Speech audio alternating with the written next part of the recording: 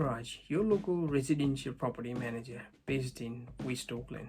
Thank you for watching our YouTube channel, Residential Property Management Chat. Today we're going to invite Gary Lin. Gary Lin is an entrepreneur, property developer, property investor, and property coach.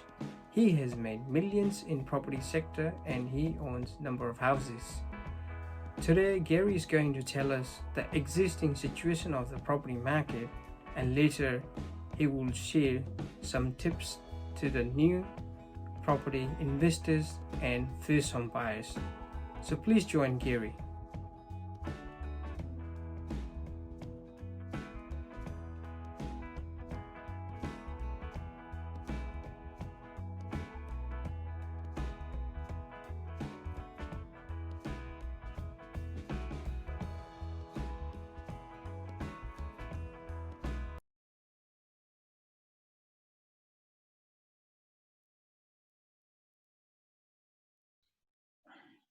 Hi, Gary. Thanks for joining PropertyCoach Rental Managers. As you know, I'm a residential property manager based in West Auckland, and thank you for joining our YouTube channel, Residential Property Management Chat. So, Yep. Thanks for having me. Yeah, welcome. We're going to talk about a lockdown. So we're on a lockdown level 3, middle of the lockdown level 3. It's been 5 weeks now, and soon we'll be moving to level 2.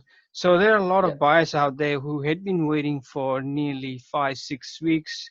What advice do you have for them, and what they need to look into it when they start looking to buy a house, Gary? Yeah, well, obviously, like the lockdown, coronavirus, and hasn't happened, the pandemic for over 100 years. So for the market itself, everybody have to kind of get used to this normal stuff. So like for example, I've started investing 10 years ago, and now I've got more than 14 properties. But the thing is, the market is always changing, right? So even as a coach, I teach other investors how to invest and stuff like that. I have to adapt to what the market is, because ultimately we are just a player in the market and we can't control the market. We can only take advantage of the market as an investor or any investor, really. Shares, property, etc. We can only adapt to what the market is doing, and obviously implement the right strategy going forward. So I think even for my students, I've told them, hey, look, next month or so, just relax, just sit back and just observe what the market is doing, right? Because we have never had this kind of social disruption. You know what I mean? Like everything is on hold. Businesses are on hold and things like that. I mean, I've seen some agents and stuff that said that transactions still happened, right? During the lockdown, there were probably some homeowners that have sold properties before, and they were forced to buy. Otherwise, they will have no property to go to. But for property investors, you got to understand that the property game is really detected very strongly linked to economy and especially confidence, consumer confidence, because consumer confidence ultimately drives economy, right? And when you're confident about something, you're more likely to buy something, right? Make a buying decision. But the thing is, like with a coronavirus like this, or with a lockdown like this, then a lot of businesses are suffering. A lot of people are being laid off. A lot of people have wage salary cuts, etc. Right? So a lot of these people, if they have plans to say go travel or buy property, they might put it on hold, right? So I'm definitely expecting there will be a slowdown. But on the flip side, also the interest rate is record lows, right? So you got balancing factors. But right now, I think the confidence is more negative, right? So I think if you look back, say 2008, after Lehman Brothers collapsed in September 2008, the market, if it's a share market, it took 6 months to reach the bottom, right? So as an investor, you got to think about the next 10 years, not the next 10 days or 10 weeks, right? I mean, there's always a bargain, you know what I mean? In the next 10 weeks or 6 months, who knows? But I think as a property investor, definitely I recommend just treat this lightly, carefully, just to see how the market is reacting, because the next property cycle is from now, right? I mean, right now we're kind of in winter, in terms of the property cycle. And then eventually, when the economy recovers, it's going to be spring and then summer. If you look back at 2016, that was kind of the peak of the market.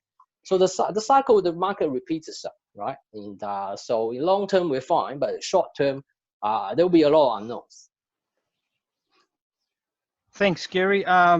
Before we go, got one more questions about the subdivision properties.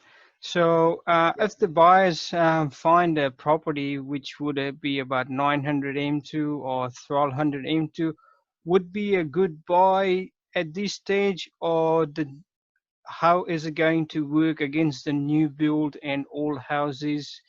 Can you please throw some light on it? That's called probably a little bit more advanced investing. The thing is, like when a investor, I mean, I'm looking to look for property to buy as well, to develop as well, but that's only after this. Obviously, the whole economy is we kind of off the bottom and then start to recover. Right. I'll be probably borrowing from finance companies and things like that, just because banks are difficult to borrow based on the income requirements. I would say that property investors or developers are looking to subdivide and develop, and then it really depends what there's two ways, right? One is the traditional way, which is develop and then sell. The other one is more my style, which is develop to hold. So two completely different things. So in common, obviously those ones, if you develop to sell, then you've got to really carefully work out your maths and stuff like that. Look at how the market is doing, because development is a long time. It can take 18 months or 2 years. Sure. So if you base on certain assumptions to develop, and then you got obviously a lot of borrowing cost, whether bank will lend as well, that's another question. Or you might have to find a finance company, and is that finance company still going to be around? Who knows, right? I mean, this is not the GFC, right? But hey, it could be one too. You never know. So the cost is very important in terms of develop to sell, and because in 2 years' time or 18 months' time, it's really hard to say how the market is. And I think for developers that develop to sell, you really need to have a secondary exit strategy. Is that, for example, if the costs have gone up or the market in 2 years' time is still flat, you can't, your assumptions you made today is not true tomorrow, in 2 years' time. If you're forced not to sell, you're forced to hold on to it. Otherwise, if you sell and there's no profit, because there's a lot of costs and tax and GST involved, if it's not profitable, you can't sell, can you still hold on to them, right? That's the secondary exit, right? That's very important. And even the bank will want to know that, or your financier, if it's a develop the whole, then obviously you just need to worry about obviously the cost, what the end return will be, rental return, right? Ideally you want to create something cash flow positive, right? And then the funding really is the issue, and also the figures. Those are the two things. Keep costs down. Keep it that so the project it's obviously has to be profitable, right? If it's not profitable as a develop the whole scenario, you might just well buy something existing, achieve 5% return in Auckland or whatever, right? And then you don't have to waste all that time developing something that you might even not achieve 5%, right? Which happens, I've seen a lot. Yeah. That's we talked about from the buying perspective.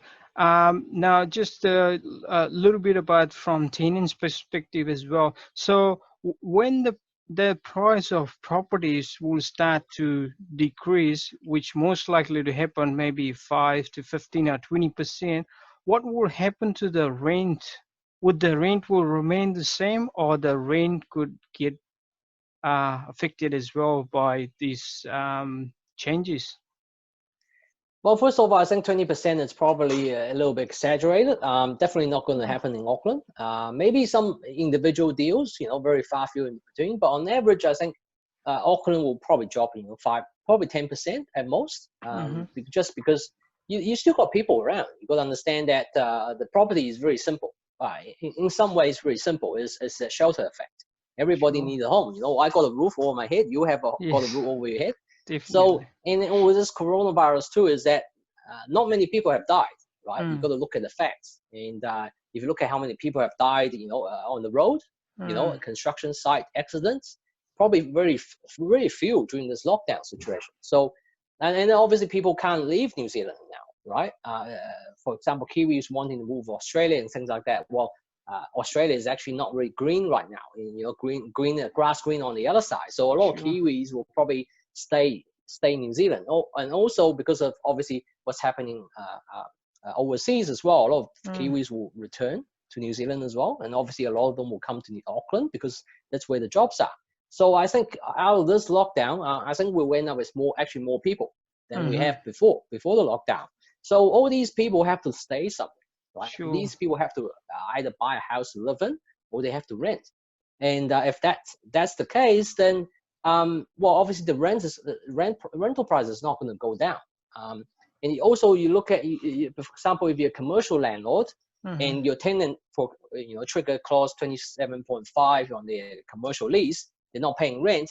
Well, actually, this doesn't happen on residential side, because residential side, your tenants still live there. They have still got the obligation as per the Residential Tenancies Act. That's a good point, that it's still occupied. Yes, they still have to pay. Look, if they lose their job, wherever and stuff like that, you as decent landlord, you work out a payment plan so that hopefully later on, once they find a job or get wins to support them, wherever, accommodation supplement or employment benefit, then they can repay that the outstanding rent over time, right? So I'm not concerned. Like all my properties, 12 of them are managed by property managers, and all the rents have come in no problem. Fingers crossed, which is good. And then also government has come out and helped a lot of these employees. With obviously increasing the benefits and stuff like that, wage subsidies and things like that. So it's really helped obviously for property investors, residential investors as well in that regard. Thank you, Gary, for your time. We'll catch up with you again after the lockdown. You have a great evening. Sounds good. Cheers. Thank you, mate.